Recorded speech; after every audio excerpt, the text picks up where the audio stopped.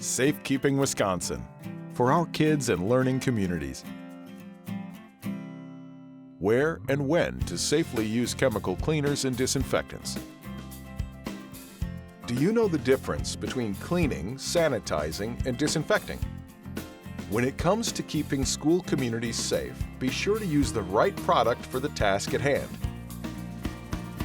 Cleaning removes dirt and some germs. Soap and water usually do the trick. You'll get even better results when you use a microfiber cleaning cloth dampened with water. Sanitizing reduces even more germs and is most effective after thorough cleaning.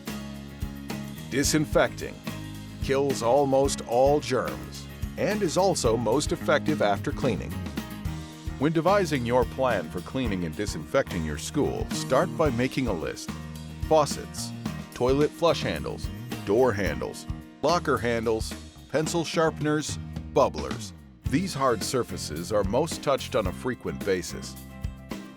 If you're in an early childhood center, your list might also include toys and changing tables. Add to your list the best method for cleaning. Be sure to determine the appropriate cleaning method for the surface. Surfaces should be cleaned daily and more frequently if certain conditions apply that can increase the risk of infection from touching surfaces. Disinfectants should only be used where necessary, preferably in the evening, to limit children's exposure to chemicals and allow the appropriate contact time to increase germ-killing effectiveness.